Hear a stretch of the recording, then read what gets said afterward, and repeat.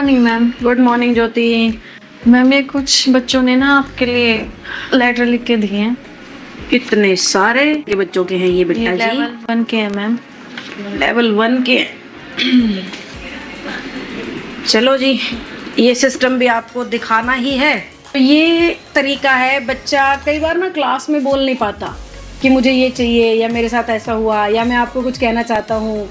तो इस तरह की चीज़ें, ज़रूरतें, मदद, क्योंकि बच्चे इतने सारे हैं, हर किसी से हर दिन मिल पाना संभव नहीं है। हफ्ते में 1 बार 2 बार मिल लेती हूँ, पढ़ाती रोज हूँ लगभग, लेकिन पर्सनली बच्चा अगर अपनी कोई बात पहुँचाना चाहता है तो इस तरीके से वो स्लिप्स बना के बच्चे हमें पहुँचाते हैं।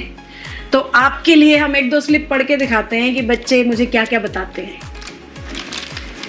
ये बच्चे का नाम तो नहीं पढ़ रही हूँ मैं, उसमें लिख रखा है बच्चे ने, थैंक यू ऐसा इंस्टीट्यूट बनाने के लिए जिससे मेरे अंदर डिसिप्लिन आ रहा है, ऐसे ही बच्चों की मदद करते रहिए, थैंक यू। ऐसा इंस्टीट्यूट बनाने के लिए थैंक यू लिख रहा है बच्चा, तो आप सब भी बताइएगा।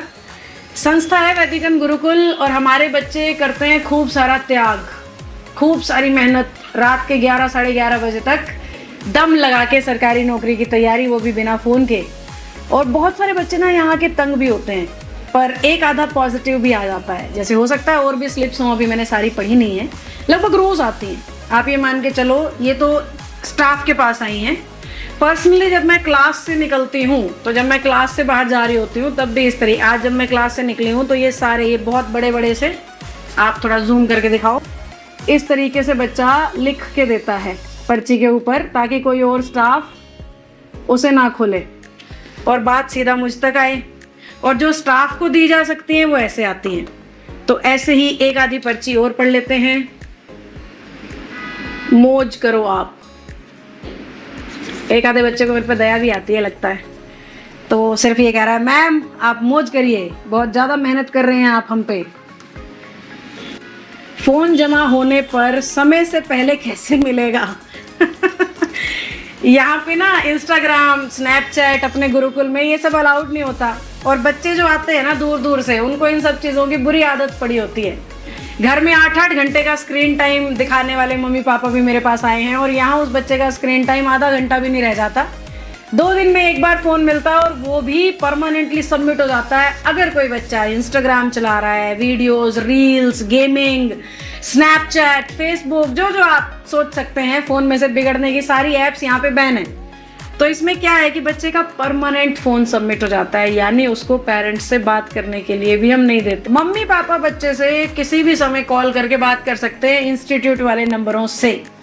गार्जियन भी डेली फ़ोन करके मम्मी पापा को बताएगी कि हाँ बच्चा ठीक है, पर बच्चे के हाथ में ना उसका पर्सनल फ़ोन नहीं जाएगा अगर उसने कोई ऐप चला लिया सोशल मीडिया से रिलेटेड। हालांकि इसने स्लिप लिख दिया है, पर हम फिर भी फ़ोन देंगे नहीं। तो फ़ोन जल्दी दिया नहीं जाता किसी भी कीमत पे। नॉन हॉस्टल गर्ल्स की भी छुट्टी कर दो।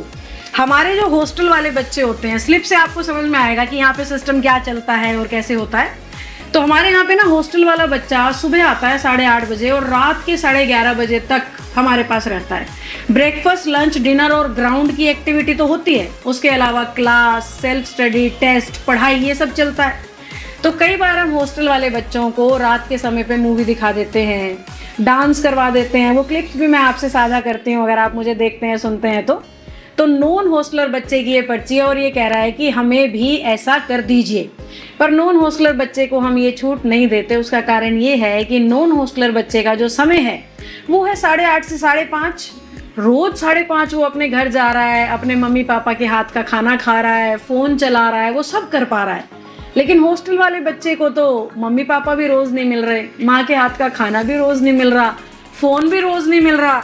तो इसीलिए कई बार हम ना सिर्फ हॉस्टल वाले बच्चों के लिए कुछ अच्छा करते हैं। जैसे कल वेडनेसडे था, तो हॉस्टल वाले बच्चों को दोपहर को सोने का हमने ब्रेक दिया था कि आप जाके सो सकते हो, क्योंकि रोज़ वो बच्चा रात के 12 बजे सो रहा है। पर हम ये सुख नॉन हॉस्टलर को नहीं दे पाते हैं। अब ये नॉन हॉस्टलर कौन होते हैं मैम?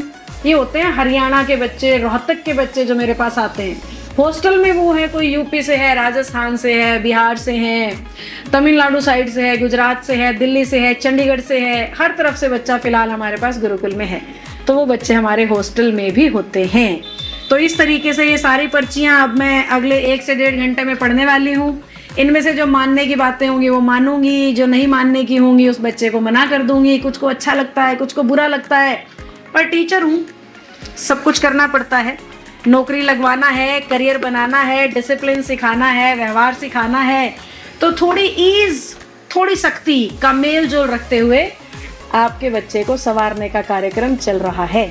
और ज़्यादातर बार मैं बच्चों के स्लिप्स, क्लास, स्टाफ इनमें ऑक्यूपाइड होती हूँ, तो कई माता पिता की नहीं शिकायत भी होती है, आप मिलते तो हो नहीं, हम इतनी दूर से आते हैं। ये सारी मैंने पढ़नी है और ये आज वाली अलग से रह गई जो बच्चों ने मुझे दी हैं। और लगभग रोज़ मान लो आप 15-20-30 स्लिप्स आती ही रहती हैं। तो इस वजह से ये सारे काम भी मुझे ही करने होते हैं, वीडियो भी मुझे ही बनानी है, आपको भी बहुत कुछ दिखाना है। तो आप लोगों से पर्सनली कई बार नहीं मिल पाती हूँ, बुरा मत माना करें। हाँ, अपने बच्चे को मेरे पास लाइए, बेझिझक बिना डरे लाइए। उसमें जो बुराइयाँ हैं वो पक्का ख़त्म होंगी और पढ़ाई के रास्ते पे वो पक्का चलेगा। Thank you.